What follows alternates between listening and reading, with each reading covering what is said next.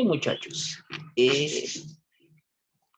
día de hoy vamos a trabajar la reconstrucción nacional, ¿no? Y bueno, según las últimas clases que hemos trabajado, hemos hecho la guerra con Chile, ¿no? La guerra del Pacífico, los 10 centavos, el guano y el salitre. Y vamos a ver cuáles son los acontecimientos que suceden o van después de la guerra del Pacífico. ¿Qué pasó después de la guerra? Bueno, esto no es nada difícil de adivinar, porque antes de esta guerra el Perú terminó mal, perdió esta guerra.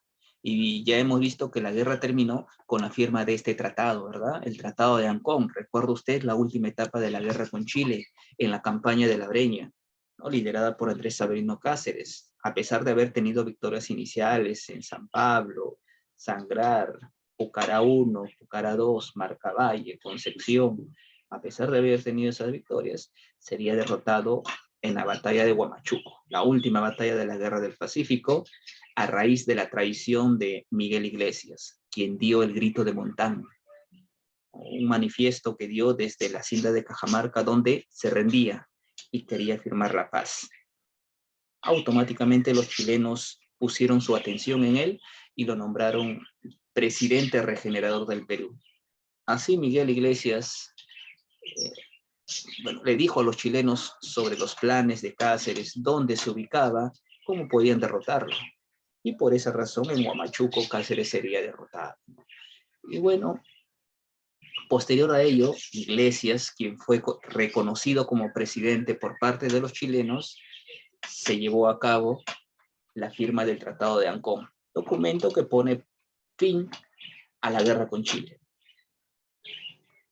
¿no? Firmado por Antonio de la Valle y por el lado de los chilenos, Jovino Novoa. Y bien sabes los puntos que se trataron en este Tratado de Ancón. La provincia salitrera de Tarapacá quedaría definitivamente en manos de Chile. Tacna y Arica pasaría a manos de Chile también, pero solamente por 10 años. Solamente por 10 años. Después de esos 10 años debía realizarse un plebiscito, es decir, una suerte de elecciones populares.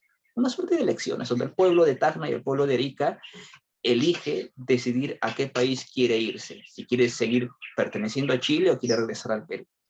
10 años, la guerra terminó en 1883, por lo que en 1893 ese plebiscito debía llevarse a cabo. ¿Qué más? Además, se debe pagar 20 millones de pesos o 20 millones de soles como indemnización a Chile. No, esos son los principales puntos del Tratado de Ancón. Claro está que van a desprenderse más consecuencias a raíz de esto, ¿no? Como ya teníamos una frontera con Chile, perdimos el salitre, etc. Bien, muchachos, bueno, esto ya son consecuencias, ¿no? Entregamos destrucción económica, destrucción total de la agricultura, de la industria, crisis económica, caída de la moneda, ruina de nuestro crédito exterior. Bueno, es por eso que a este periodo, al periodo después de la guerra con Chile, se le conoce como reconstrucción nacional. A ver, un segundo, por favor. Déjame ver. Un poquito más, a ver si deben o no deben.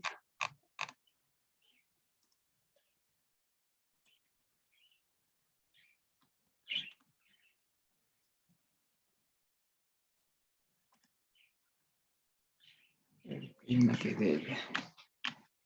Pero se le pone en asistencia.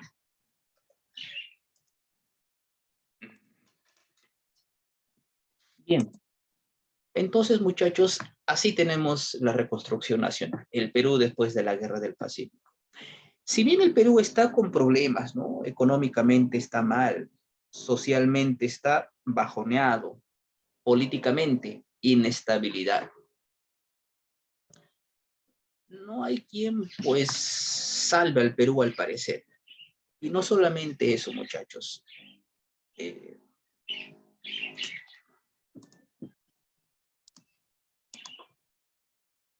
Un ratito. Ya, aquí ninguno más está dentro de un buen rato.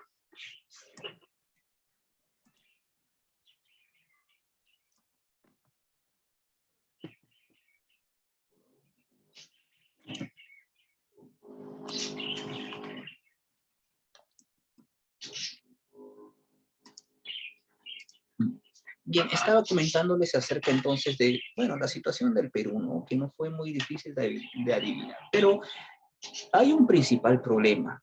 Hay un principal problema que es muy urgente solucionar.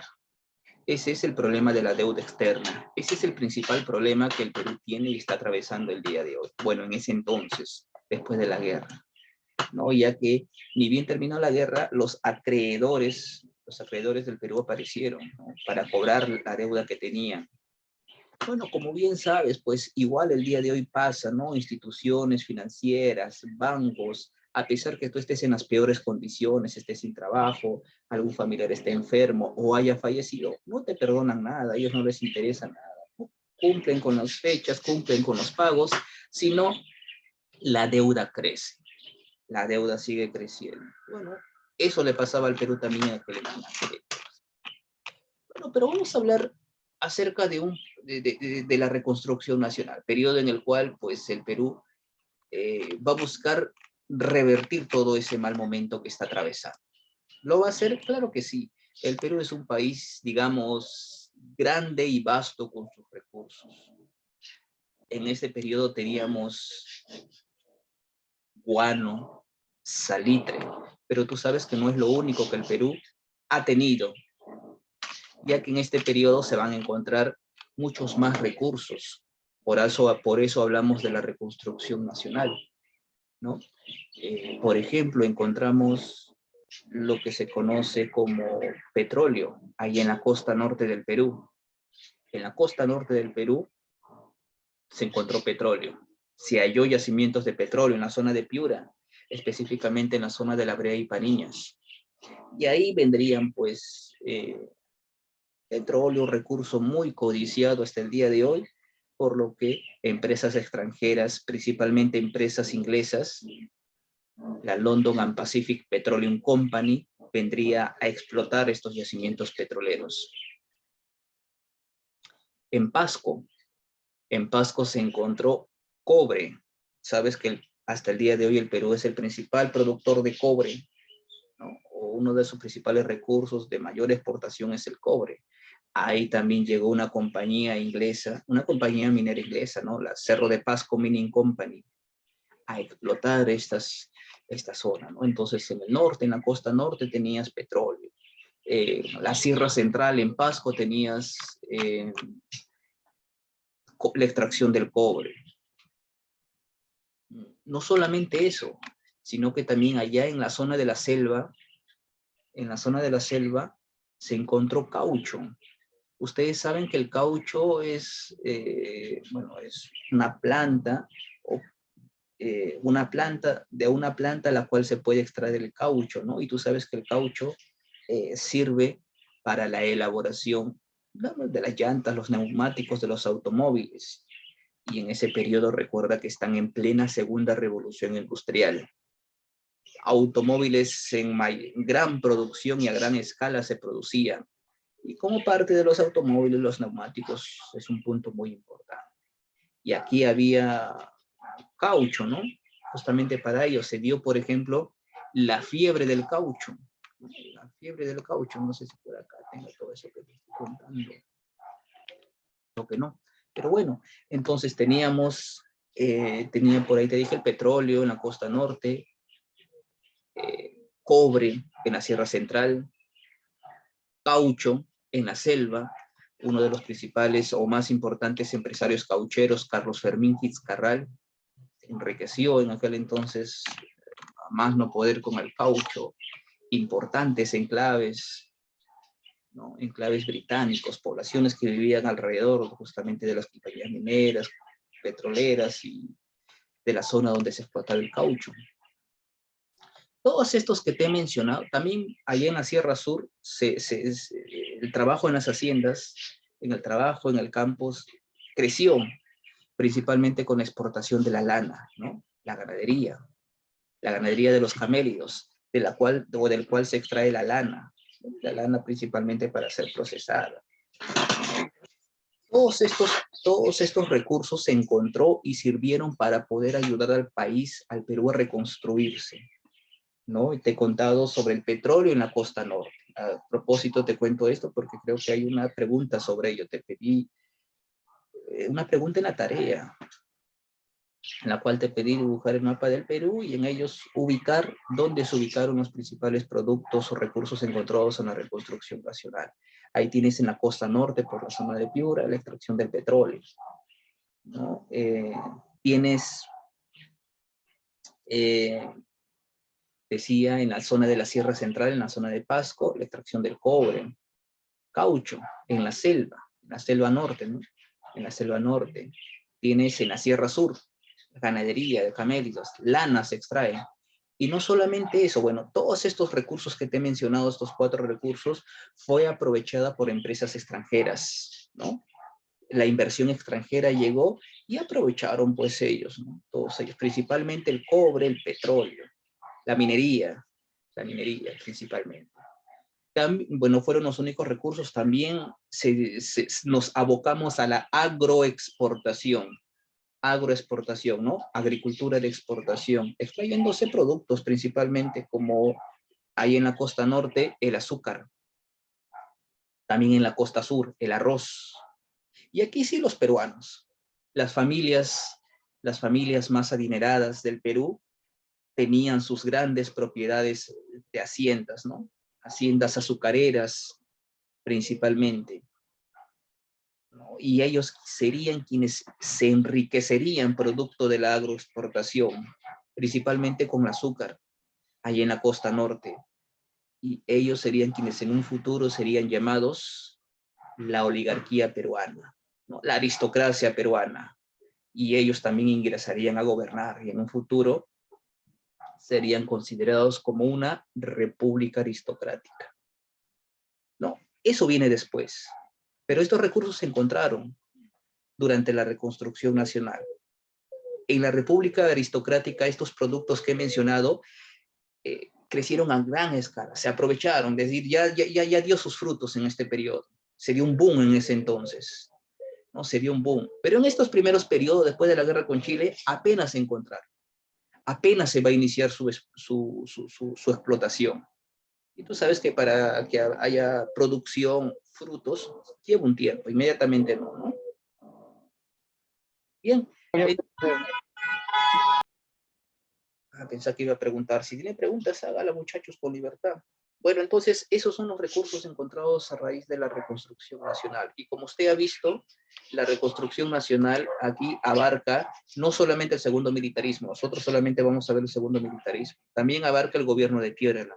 Es el gobierno que sentó las bases de la república aristocrática, ¿no? Quienes se van los oligarcas, los grandes hacendados que se enriquecieron principalmente con la agricultura de exportación. Y van a gobernar 20 años en el Perú, ¿no? 7 gobiernos van a haber ahí. Los aristócratas, la república aristocrática. Nosotros solamente vamos a ver el segundo militarismo, lo que está de amarillo, 1883 a 1895. A esto, bueno, durante este periodo se encontraron los... No, la foto no. No, más adelante. Pero sería aprovechado en mayor escala o rendiría sus frutos durante la república aristocrática, ¿no? Entonces, a ver, un segundito. Gente, Manuel Sánchez. Ellos no están en lista.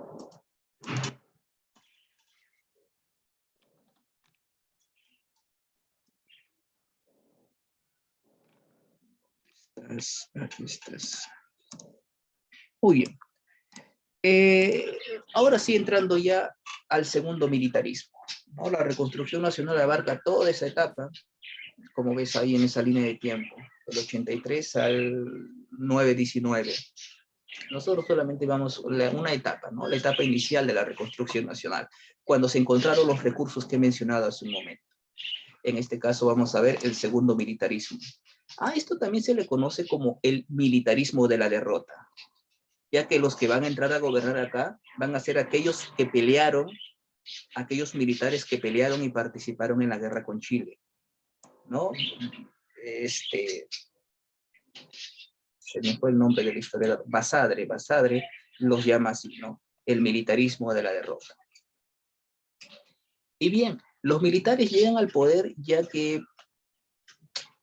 estos militares son los que van a gobernar durante ese periodo. Ellos, los militares, responsabilizaron a los civilistas, ¿no? A la clase civil, miembros del partido civil y sus allegados, de la situación en la que se encontraba el Perú, ¿no? El fracaso en la guerra con Chile. Para los militares los únicos culpables son los civiles, porque ellos no saben de guerra, ellos no saben defender al Perú, no conocen la realidad, ellos prácticamente han llevado a lo que es el Perú en ese entonces, ya cómo terminó el Perú. ¿No? ¿Recuerdan ustedes Manuel Pardo, el primer presidente civilista? Una de sus acciones fue detener todo tipo de inversión en el campo militar. No se compró nada, ninguna pistola de juguete siquiera, ¿no? Y por el contrario, Chile se estaba armando. Entonces, utilizando un poquito esa lógica, los militares echaron la culpa del fracaso del Perú en la guerra a los civilistas. Por esa razón, los militares se sintieron con el derecho a gobernar. Esos militares que participaron en la guerra con Chile, ¿no? Y bien, así aparecen también nuevos partidos políticos, ¿no? El Partido Constitucional de Andrés Albino Cáceres, al Partido Demócrata, que es el partido de Pierola, Partido Liberal de Quimper, la Unión Nacional de Manuel González Prada, ¿no? El que promovía el anarquismo. Tenemos a Miguel Iglesias, recuerda, con él se dio el fin de la guerra con Chile, ¿no? Y bueno, como el Perú está en crisis, pues correspondía que él entregue el gobierno, pero para 1884 se convocó una asamblea constituyente en la cual se ratificó a Miguel Iglesias en el poder, es decir, que se quede gobernando como presidente provisorio, ¿no? Hasta que se organice, se reordene el Perú para poder, pues, establecerse, ¿no? Reordenarse y poder convocar a elecciones.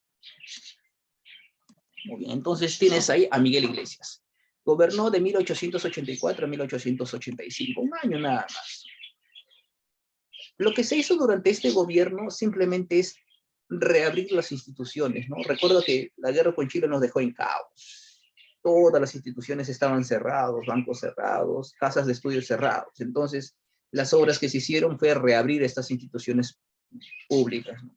La Universidad Nacional de San Marcos, una pestilencia total, había sido utilizado como guardería de caballos, ¿no? Como una caballería, excremento de caballos, salones destrozados, mobiliario arruinado. Entonces había que reorganizar. Se reorganizó y se reabrió.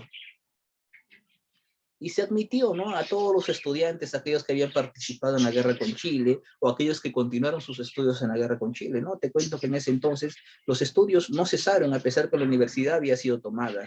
Las clases paralizaron. Los estudiantes de la universidad continuaban labores. Se reunían en parques, ¿no? Lugares públicos, en casas de los compañeros, se reunían para poder continuar con las clases. Profesor, pero no hay profesor, no importa. Ellos hacían las clases. No es como si el día de hoy yo no estoy presente, pero ustedes se organizan y dicen, pues ya un grupo de 2, 3 compañeros da la clase del tema de hoy, porque el profesor ya dejó temario. Otro grupo de 4 o 5 compañeros hacen la clase siguiente y así entre ellos se repartían los temas. Entre ellos intercambiaban ideas, opiniones. Entre ellos tomaban sus evaluaciones y entre ellos mismos se ponían la nota. Cuando la universidad abrió, los alumnos llevaron todas esas documentaciones, tareas, todo lo que habían hecho en la universidad. Aquí está nuestro trabajo. Bueno, no hubo más trabajo, más tarea que aceptar, ¿no? La Universidad de San Marcos entonces abierta con Francisco García Calderón. Se reorganizó el Colegio Guadalupe, uno de los colegios más emblemáticos, te habré contado en clases anteriores, un colegio más adelantado también. Tal era este colegio que si uno acababa en ese colegio ya no era necesario examen de admisión a la universidad, ni tampoco un primer ni segundo año de estudios en la universidad. De frente al tercer año te mandaban, ¿no? Con matrícula incluida, con todo, para que veas el nivel de enseñanza y lo adelantado que estaba este colegio. Bueno, el día de hoy por las normas que se dicen, normas en el sector educación, Eso ya no es posible, ni esa ventaja ya no lo goza ningún colegio, ¿no? Se produjo la rebelión indígena antifiscal en Huaraz, de Pedro Pablo Atusparia. Bueno, muchachos, pasa que allá en Huaraz eh, hubo un grupo de campesinos que se rebeló, porque recuerden que el Perú estaba en crisis, no hay dinero. Y lo que hizo Miguel Iglesias es, trató de reimponer un antiguo impuesto, ¿no? En el cual los campesinos indígenas pagaban impuestos, se conocía como contribución personal, antes llamado tributo indígena en la época de los españoles, ahora ya se le conocía como contribución personal. Se obligaba a los campesinos a pagar impuestos al Estado peruano para reunir fondos, ¿no? Pero, ¿qué idea, no? ¿Qué idea? Si no hay dinero, no hay plata, la población incluso está peor, han saqueado sus tierras, sus campesinos, sus haciendas han sido arrasadas, bueno, de los hacendados, ¿no? Pero los campesinos viven de la tierra, no hay dinero y encima los obligan a pagar. Por esa razón, hubo una rebelión justamente como protesta contra él, ¿no? Liderada por Pedro Pablo Atusparia. Claro está que no prosperó, ya que bueno, sería contrarrestada, ¿no? Otra obra, se inicia la reconstrucción de la Biblioteca Nacional. Recordemos que durante la guerra, la biblioteca, los libros han sido quemados, muchos de ellos también fueron llevados a Chile, ¿no? Se llevaron, saquearon, prácticamente vaciaron nuestra biblioteca, robaron nuestros libros, los quemaron, ¿no? De las principales instituciones, ¿eh? De los museos, bibliotecas, ¿no? Saquearon todo. Algunas cositas se salvaron, algunos pocos libros. En, en el museo, Museo de Historia y Arqueología, tienes ahí, por ejemplo, la Estela Raimondi. Esa se salvó, si los chilenos la veían, se la llevaban o la destrozaban. No una gran expresión que nos dejaron los chavín, simplemente que esta se había caído y estaba boca abajo. Los chilenos, pues, como estaba boca abajo, pensaron que era un pedazo de piedra nada más, porque por la parte de atrás es lisa, como si fuera una mesa de piedra, una tabla lisa o plana. Y la dejaron ahí, ¿no? No se percataron, no voltearon la cara posterior para ver, ¿no? La cara principal y maravillarse con, con esa producción. Bueno, Ricardo Palma se encargaría de reconstruir al menos la biblioteca. Se le conoce como bibliotecario mendigo. Ustedes saben, conocen que tocó de puertas en puertas, organizaciones, instituciones, principales casas culturales para solicitar la donación de libros, para así poder reconstruir la biblioteca. Así lo hizo, ¿no? Reconstruyó la biblioteca, razón por la que se le conoce como el bibliotecario mendigo, ¿no? Se iniciaron los estudios de la construcción de los muelles del Callao y el alumbrado eléctrico y el sacrificio de Daniel Alcides Carrión, ¿no? En aquel entonces había una enfermedad conocida como la verruga peruana o la fiebre de la oroya, y no se sabía, no había estudios sobre esta enfermedad que estaba matando gente, se desconocía sobre ello, no se sabía las etapas de la enfermedad, si eran dos enfermedades por separada o una sola enfermedad que manifestaba dos etapas o que se presentaba en dos fases, porque la enfermedad te agarraba, te daba una calentura primero, ¿no? 39 grados centígrados, 40 no, con 40 uno ya está muerto, ya. Temperatura elevada, y después de eso te empezaban a salir erupciones en todo el cuerpo, el rostro, cuerpo, como granitos, ¿no? Grandes bolas en toda tu cara, en todo tu cuerpo.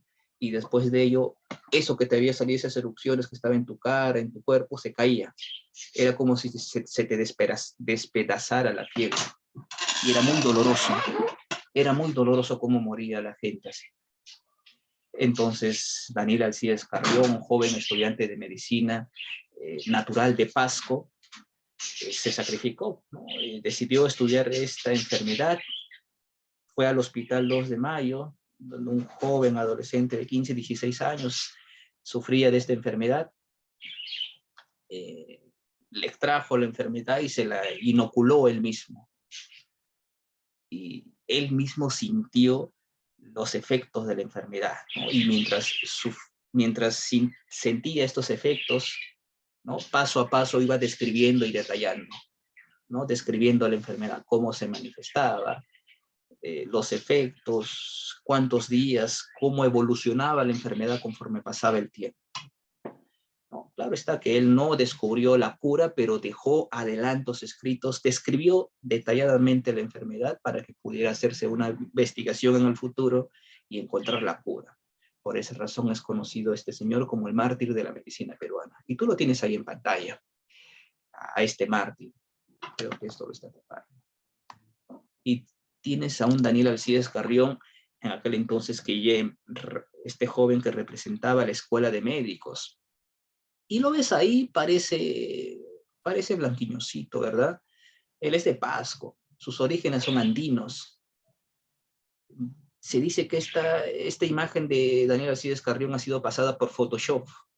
Tú entiendes que siendo de Pasco, ciudad que está sobre los 3.000 metros sobre el nivel del mar, los rasgos andinos son notorios, ¿no? Y pues también entiendes que la discriminación y el racismo en pleno siglo, fines del siglo XIX e inicios del siglo XX, era más presente, más notorio que el día de hoy. Y el Colegio de Médicos no iba a permitir que un hombre indígena los representara, ¿no? Como su principal mártir, su principal cara. Por esa razón que tuvieron que pasarlo a este señor Daniel Alcides Carrión por Photoshop. Bueno, pero eso como que tanto bueno, te cuento esos detalles, pero que tan relevante no son, ¿verdad? Pero bueno, se dio ello en esta época. Luego de ello, muchachos, recuerda que Miguel Iglesias, el presidente actual del Perú, había firmado la paz con Chile entregando territorios. Tenía mucha oposición. Uno de sus opositores era Andrés Avelino Cáceres, recuerda, al que había traicionado. Cáceres se retiró de la guerra herido, casi al borde de la muerte. Su caballo lo salvó de morir. Su caballo que llevaba el nombre de Elegante. Después de haber cabalgado 2 a 3 horas de camino sin detenerse, lo llevó a un lugar seguro. Recuperando sus heridas, recuperó fuerzas, reorganizó un ejército y estaba dispuesto a sacarlo del poder a Miguel Iglesias. Y se dio un enfrentamiento. Entre Cáceres e Iglesias, en la localidad de Huaripampa. A eso se le conocería como la Huaripampeada. A raíz de eso, Iglesias dejó el gobierno.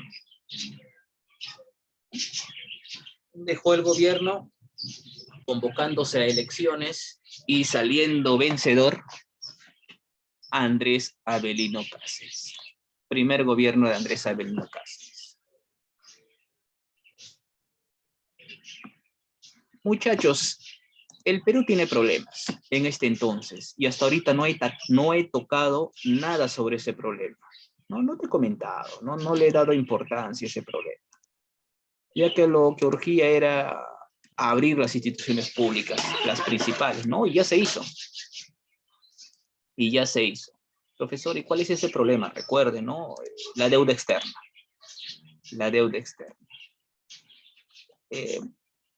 Bueno, y esto se va a hacer en el gobierno de Cáceres, ya que ese es el principal problema, ¿no? Cáceres había llegado al poder, recuerda, con su propio partido político que él tenía, el Partido Constitucional.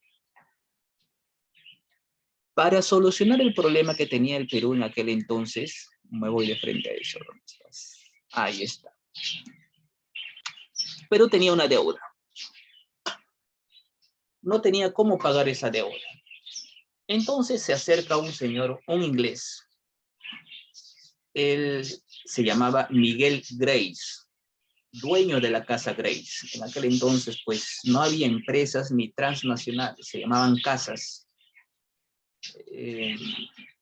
A nombre de su empresa, a nombre de los tenedores ingleses de bono del Perú, es decir, aquellos a que el Perú al cual le debe dinero, se firmó un contrato. Este es el contrato Grace.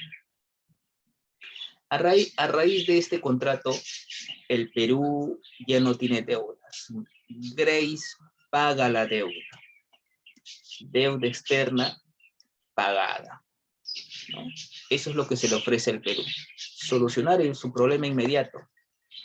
A cambio, sabes que nada es gratis en esta vida. A cambio, el Perú tiene que entregar algo. ¿Qué cosa? Número 1, entregamos los ferrocarriles. Los ferrocarriles los entregamos el derecho de mantenimiento, ¿no? Uso, enriquecimiento a raíz del uso de los ferrocarriles. Bueno, los ferrocarriles los entregamos por un lapso de 66 años. Después de ese lapso, los ferrocarriles regresarían al Perú.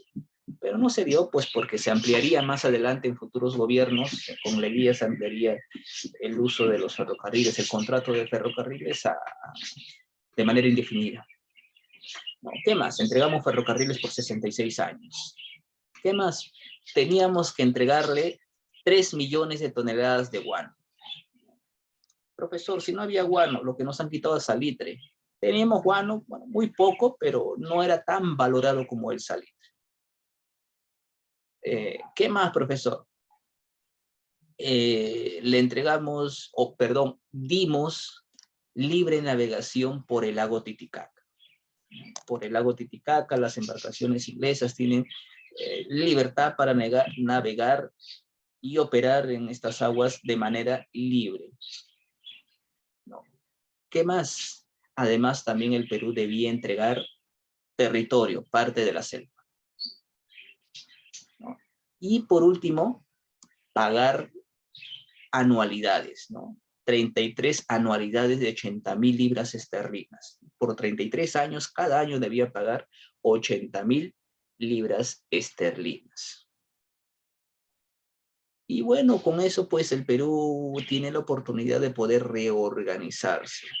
Parece mucho, ¿no? Entregamos ferrocarriles, entregamos guano, entregamos la libre navegación por el lago Titicaca, entregamos territorios en la selva, y además debíamos pagar, ¿no? Por 33 años, 80.000 libras esterlinas. Nuestra deuda tan solamente era de 5 millones de libras. No, perdón, 51 millones de libras. Este contrato tuvo mucha oposición. Muchos se opusieron. Entre ellos, José María Quimper, uno de los principales opositores, miembro del partido, líder del Partido Liberal. Así como él, mucha oposición hubo, ¿no? Todos los partidos políticos, ¿no? González Prada, de la Unión Nacional, María Quimper, José María Quimper, Pierola, con su Partido Demócrata, tuvo mucha oposición. Tuvo mucha oposición este contrato. Pero tal vez era la única forma de sacar al Perú de la crisis en la que se encontraba. Tal vez, digo yo. Muy bien.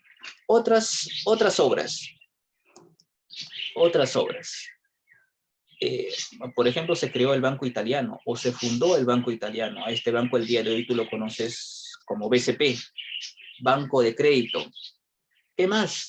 Aquí se va a iniciar la explotación. ¿Te acuerdas que te dije que en la costa norte del Perú había petróleo? Ya, en este gobierno se inicia la explotación petrolera. Allá, a raíz de los descubrimientos petroleros o los yacimientos petroleros de La Brea y Bariñas, allá en Piura. ¿No? La empresa inglesa London and Pacific Petroleum Company se encargaría de explotar por un periodo de 99 años. Se reorganiza el ejército, se compra, por ejemplo, la cañonera Lima para organizar la defensa del país. Aparece un señor, ¿no? Manuel González Prada, líder de la Unión Nacional. Él organiza conferencias, conversaciones en los teatros. La venta de ello, es decir, lo que se recaude de la venta de las entradas, de los discursos que iba a dar Manuel González Prada, y servía para reunir fondos para ayudar de alguna manera al Perú a recuperarse de la guerra con Chile. Y ahí se hace frase, ¿no? En el discurso del Politeama, donde enuncia esa famosa frase que dice: los viejos a la tumba, los jóvenes a la acción.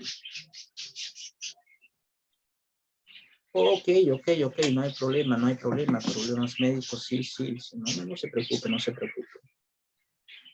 Problemas médicos, sí, ni hablar.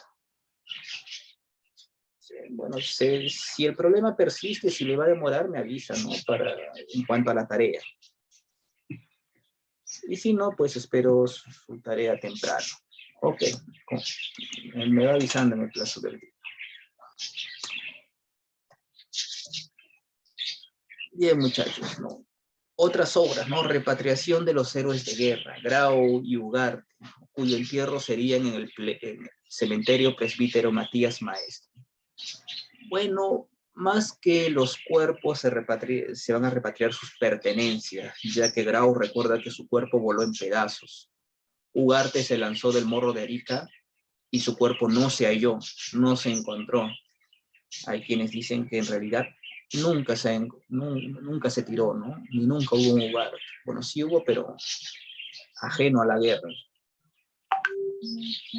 Hay varios escritos, varios libros, como las historias secretas de la historia del Perú, donde te narran muchos hechos verdaderos de la historia, ¿no? Pero bueno, acá no estamos para develar mitos, sino para continuar. Ahí estarían enterrados más adelante con guías, ¿sí? No, más adelante se va a hacer toda una cripta de los héroes de la Guerra del Pacífico, donde estarían el cuerpo de todos los que participaron en esa guerra. Ustedes van por estos cementerios, Presbítero Matías Maestro, El Ángel, ahí vas a encontrar personalidades, héroes, personas famosas, presidentes, ¿no? que participaron o tuvieron importancia en la historia del Perú. Empresarios. Y bueno, para que también sepas que todos terminamos en el mismo lugar, ¿no? Bajo tierra, tarde o temprano. Sea la condición a la cual sea.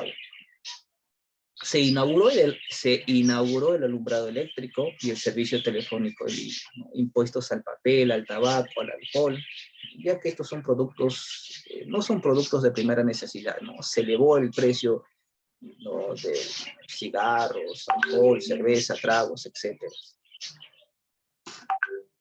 Bueno, terminó el gobierno de Andrés Sabino Cáceres. Entra a gobernar Remigio Morales Bermúdez, amigo de Cáceres. No hay reelección, por lo que Cáceres no puede seguir en el poder, ¿no? Por lo tanto, Remigio Morales Bermúdez también tiene el apoyo del Partido Constitucional, ¿no? Y pues, bueno, él llega a gobernar sus 4 años como corresponde, en el cual, muchachos, su obra tal vez más representativa sería la ley de municipio electoral, la ley de municipalidades y elecciones, ¿no? Para que los ciudadanos puedan elegir a sus autoridades locales, y sufragio directo para personas que sepan leer y escribir, y la ley de habeas corpus, una ley que te protege contra los abusos de autoridad, ¿no? Si no me equivoco, en cívica, bimestres anteriores debiste haberlo visto en el tema de garantías constitucionales. En 1890-1894. Entre estos años se encuentra el año 1893, año que usted debe recordar bien, porque en este año se cumplían los 10 años del plebiscito, ¿no? De Tacna y Arica. La guerra y firma del Tratado de Ancón fue en 1883. Se dijo que después de 10 años se haría un plebiscito. 1893. Las conversaciones se inician para poder ver, ¿no? Cómo se hace, cómo se soluciona, se realiza el tema de Tacna y Arica. Pero los chilenos pusieron trabas, prácticamente dijeron no querían regresar Tacna y Arica. La razón era muy sencilla, o ellos se excusaban diciendo que el Perú no tenía dinero, porque el tratado decía, ¿no? Que si Tacna y Arica regresaban para el Perú debía pagar 20 millones, es como pagar un rescate, 10 millones por cada ciudad. Si las dos ciudades vienen para el Perú paga 20 millones. Si las dos ciudades se van para Chile, Chile paga 20 millones. ¿No? Si se van para uno para cada lado, no pagaba nada. Pero Chile dijo no, no tienes dinero, no se hace y no se hizo el plebiscito. A poco de terminar su gobierno, Remigio Morales Bermúdez fallece. Fallece, ¿no? Un problema estomacal, una obstrucción intestinal tenía. Y bueno, su vicepresidente Justiniano Borgoña asume, ¿no?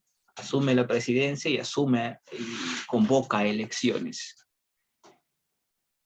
Y acá, por segunda vez, tenemos a Cáceres en el poder. Como único candidato, ya que no hubo más candidatos, llega al poder, ya que todo esto se resumía a fraude. Cáceres recuerda que ya no era muy querido, ¿no? Muchos dicen que Cáceres debía haber muerto en la guerra con Chile y su figura hubiera sido más importante, más grande todavía incluso que la de Miguel Grau. Pero no fue así, sobrevivió gracias a su caballito, al elegante, y se metió a política, ¿no? La política terminaría por, bueno, de alguna manera bajarle su nombre. Para su segundo gobierno ya Cáceres no era tan querido, especialmente por la clase política, principalmente por la clase política, por el contrato Grace, recuerdan, por lo que cuando Cáceres llegó al poder, los partidos políticos como el Partido Civil, ¿no? El Partido Demócrata se unieron, ¿no? La Unión Cívica se unieron, el Partido Civil, Partido Demócrata, estos partidos se unieron formando así la coalición nacional. La coalición nacional. Esta coalición nacional estaría liderada por Nicolás de Piérola, ¿no? Quien se lanzaría los ataques sobre Lima. Antes de llegar llegó a Ica, donde realizó el manifiesto de Chincha, ¿no? Para sacar a Cáceres del poder. Y bueno, el objetivo era, ¿no? Oposición, oponerse contra Cáceres. ¿No? Producto de ello, pues, Cáceres renuncia, por lo que su gobierno solamente duró 7 meses, no, 7 meses, renuncia, Manuel Candamo instaura una junta de gobierno para convocar a elecciones, y así llega al poder Nicolás de Piérola. ¿No? Muchos también lo llaman traidor, si revisas un poco de la historia del Perú, sobre todo la guerra con Chile. ¿No? Pero Piérola sería quien sentaría las bases para la futura república aristocrática. Profesor, disculpe, una pregunta. Adelante, justo estoy terminando. Sí, había escuchado, no sé si quizás usted sepa un poco más del tema, había un peruano que los mandaron a comprar municiones, o en este caso, armas, el cual nunca regresó. ¿En la Y se guerra? fue con la plata. Ajá, Prado. exacto. Mariano Ignacio Prado. Ahí está, Prado. Él, Él fue, él incluso tiene, si no me equivoco, tiene una calle, ¿no? En mención acá en Lima. así es, así es. Mariano Ignacio Allá, Prado. profe. Sí, Ahí está. Se él fugó, se ¿no, profe? fue. Hasta ahorita lo seguimos esperando, ¿no? Sí, pero bueno, él pudo haber regresado el dinero o comprar el armamento y enviarlo, pero él no regresó porque cuando él se fue le dieron golpe de estado y asumió Nicolás de Piérola, ¿no? El mismo que mencioné hace ratito, y él ordenó que ni bien Prado regrese, se le fusilara. Entonces, imagínate, si tú eres Prado y sabes que si regresas al Perú te van a matar, no regresas, pues, ¿no? Pero al menos debías devolver el dinero, ¿no? Que no era tuyo. Y su hijo de Prado, de este Prado, Leoncio Prado, quien participó junto con Cáceres en la guerra con Chile, trató al menos de limpiar, ¿no? La imagen de su padre, uno de los tantos héroes que hubo en la guerra con Chile. Él fue, ¿no? Muy bien, muchachos. A ver, cámaras encendidas, por favor. Cámaras encendidas para poder tomar la captura. o tu asistencia, mejor dicho. A ver, a ver, a ver. Muy bien, gracias con todos.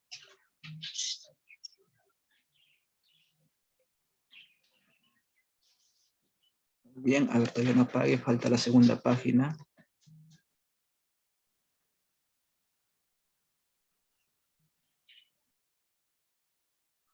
Listo. Listo, muchachos. A ver, ahora sí, vámonos a la ficha.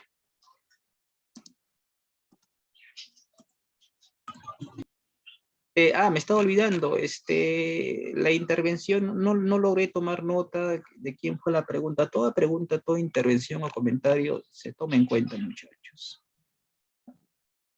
Guaroto. Guaroto. Ok. Guaroto. Gracias.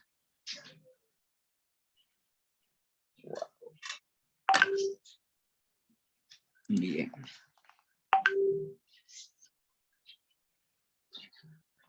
A ver. Ya. Ahora sí, compartir pantalla ahí.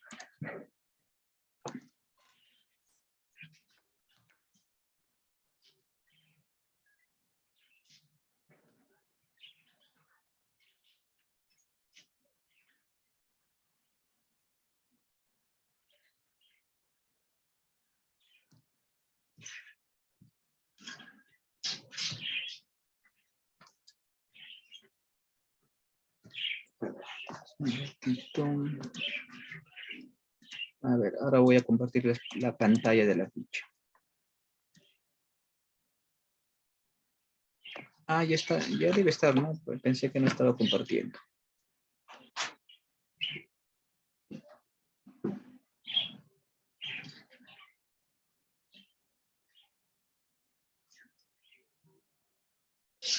Ya me están mandando las tareas.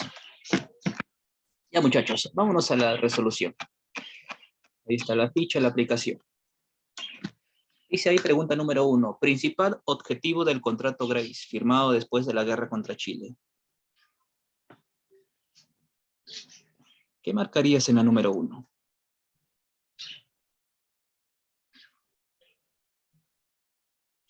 A ver, claro, no. El contrato Grace tuvo como finalidad pagar la deuda externa. Claro. Ya está. Número 2. El segundo militarismo se inicia. Fácil. La B. La B. Nombre, por favor. Orihuela. Orihuela, excelente. Orihuela, así es. Después de la guerra con Chile. Preguntas sencillas. 3. Al iniciarse el segundo militarismo, Cáceres se puso al gobierno de... Fácil también. Excelente por interno. La Muy B. bien. ¿La cual me dijo? Miguel Iglesias. Miguel Iglesias. Miguel Iglesias, así es. En Orihuela, ¿verdad? Muy bien. 4. El último presidente del segundo militarismo fue... Contrafácil. Último presidente del segundo militarismo. A Miguel Iglesias. No, último. Miguel Iglesias es el primero. Sería Andrés Avelino Cáceres. Cáceres, profe. Cáceres, ¿verdad? Guaroto nuevamente, sí. 5. La rebelión de Atusparia se produjo en... Huaraz. La C. En Huaraz. Huaraz, muy bien. Huaraz. ¿Quién fue Orihuela y quién más? García. García, gracias García. Muy bien, número 6. El contrato Grace se firmó durante el gobierno de... Avelino Cáceres. Andrés Avelino Cáceres. Primero o segundo gobierno. Segundo. Segundo gobierno. Segundo. Segundo gobierno. Primer gobierno, muchachos. Primer gobierno. Primer gobierno de Andrés Avelino Cáceres. 7. Fue el problema más urgente que afrontó el primer gobierno de Cáceres. La deuda externa, creo. La deuda externa, claro. Si es reconstrucción nacional, te dice principal problema, deuda externa. ¿Dónde está la deuda externa? Aquí está. Falta de recursos financieros para pagar la deuda externa. Ahí está, es la D. Y para eso se firmó el contrato Grace. 8. ¿Cuál de los siguientes hechos no corresponde al primer gobierno de Cáceres?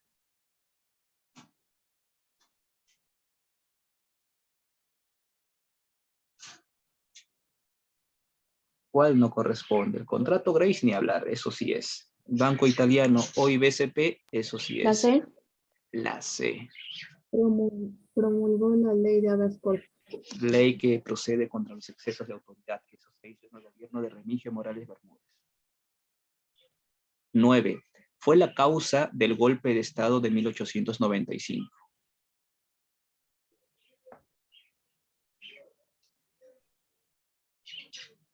Fácil, en 1895, ¿recuerdan qué pasó? Ah, por ahí, claro, ¿no? Muy bien, Eric. ¿No? Recuerdan que en 1895 Cáceres estuvo en el poder, duró 7 meses porque lo sacaron. Ahí hubo un golpe de Estado. ¿Y por qué pasó eso? Por su reelección, claro está. Reelección de Cáceres. Reelección de Cáceres. 10. Señala qué afirmación es correcta respecto a la Guerra Civil de 1894. ¿Qué afirmación es correcta respecto a la Guerra Civil de 1894? La coalición nacional es correcta, no dice la coalición nacional se organizó contra el gobierno de Cáceres, eso sí fue, se pasó, coalición nacional liderada por Piérola. Nicolás de Piérola lideró la coalición nacional, eso también es cierto. 3. Las tropas de la coalición ingresaron a la capital para capturar el poder, también es cierto. La E, todas. Así es, y Cáceres dejó el mando en una junta presidida por Manuel Catán. Por lo tanto, es todas. Todas.